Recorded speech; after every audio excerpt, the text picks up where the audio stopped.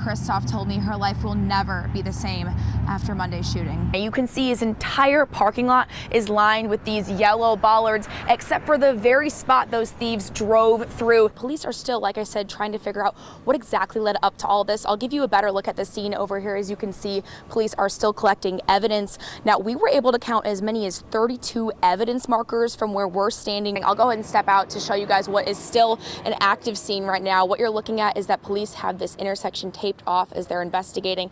They tell us this started inside of a nightclub called Sweet Times. So that's just behind the building you're all looking at right now. They're taking apart the ceiling quite literally, and part of that is because there was so much damage from the flooding. They've got 4 categories of dogs racing.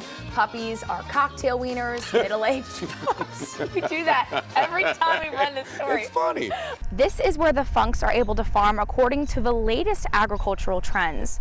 But that's just one of the ways the family's been taking their farming to entirely new heights. Behind me here on Del Mar, all the way up to Union, will become part of a brand new event and dining complex. Let's take a look at what that'll look like.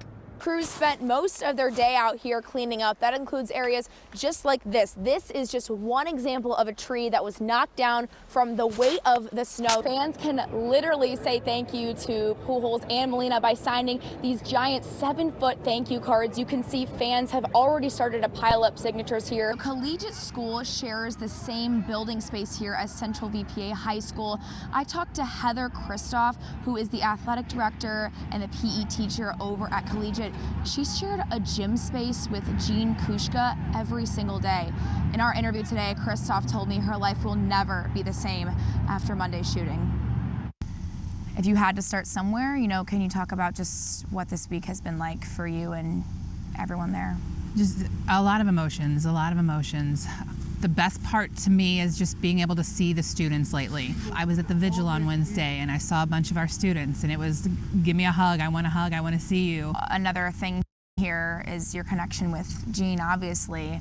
For starters, I just want you to tell me a little bit about, your relationship with her and just sort of, the time you've spent working with her. It was, what do you need? I can help you. Do you need this? We can share our equipment, and just very accommodating, very kind, very approachable. I think at some point you'll realize that she's not in that space anymore. I've already thought about that.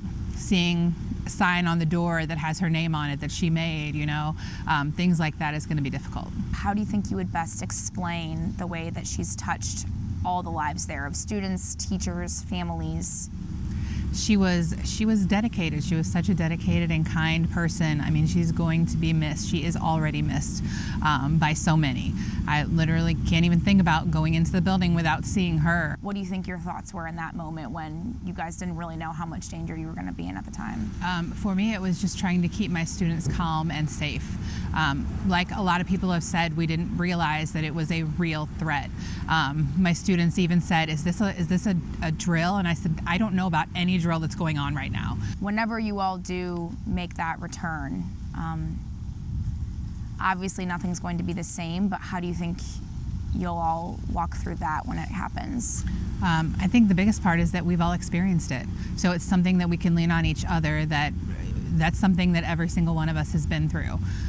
So we all share that experience and we can talk to each other about it and we can heal from it.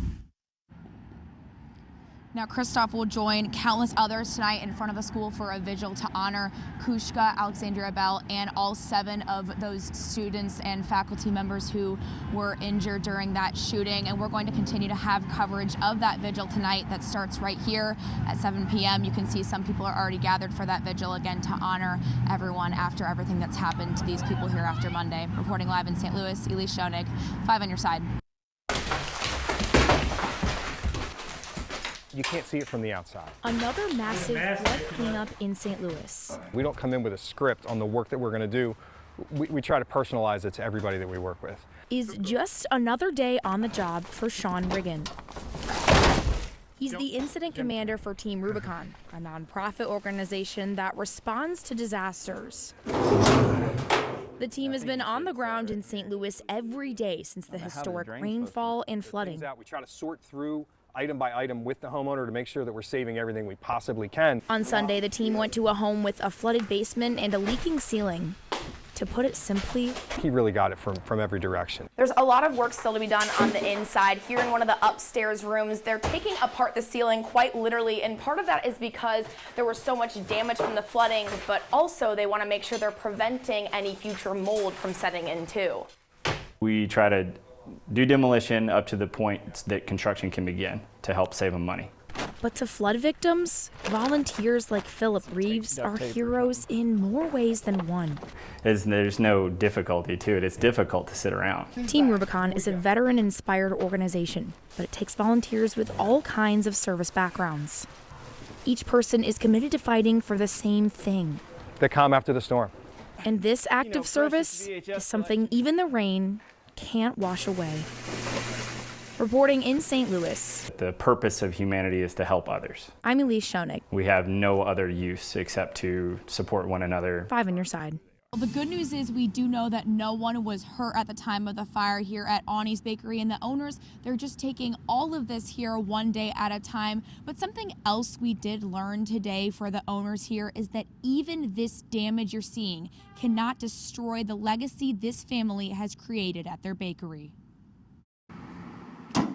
Just follow the same recipes that was here for 80, 90 years, that's all. Jean Ani took a chance decades ago. I used to work here when I was in high school, and I went to the service and come back out and had a chance to buy it, so I bought it. He's talking about his chance to buy Ani's Bakery. And now, after more than 50 years of open doors, he's reflecting on the last 24 hours. And I come up here and there was lights flashing and people standing all around. Jean's son and current bakery owner Jeff Ani is describing the last 24 hours too. An overnight fire sent the bakery up in flames, damaging parts of the buildings outside and inside. Because we had been here at 3:30 when we closed up yesterday after cleaning and everything was fine. Cleanup and rebuild was the mood for the Anis on Monday. But the father and son are thinking of much more than a burnt building. I've owned it the last 7 years. My parents owned it the 43 years before that. The building is Jeff's current love.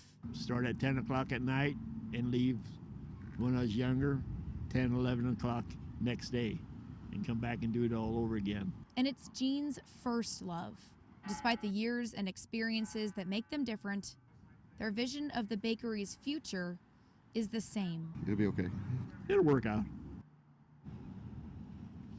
And again, we still don't know what the cause of the fire was just yet, but as for what's next for that father and son you just heard from, they are hoping to work on that rebuild so that they can continue to serve the Waterloo community for future generations to come. Reporting live in Waterloo, Elyse Schoenig, 5 on your side.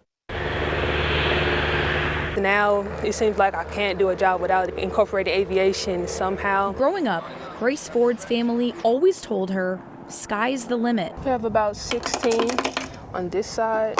Until she found an opportunity that set a limit even higher than the sky. Now it's definitely became the career that I'm going to choose to do in the future. The Red Tail Cadet program is an innovative, hands-on course teaching students like Ford from the Florissant Ferguson School District to fly planes. And I realized right then there's a narrative. We got to change the story. We have to change the narrative. Pastor and program spearhead Anthony Myers says this program lets these students remind themselves and the world they are the writers of their future.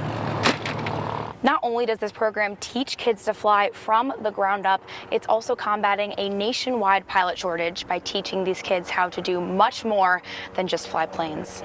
They're intelligent, they're well-read, they're articulate. And so how do you put that in the workplace? Oh, and they fly. This program is writing endless narratives of its own for pilots. I want to be you because you're a pilot. You fly planes and you look and sound like me. For St. Louis. I also want to affect African American children and girls, show them that there's representation that's being made. And for Grace Ford's very own family. With little sisters who are already setting their limits past the sky, too. Reporting in St. Louis. And we used to say the sky's the limit, but now I'm Elyse Schoenig. the sky is not, so.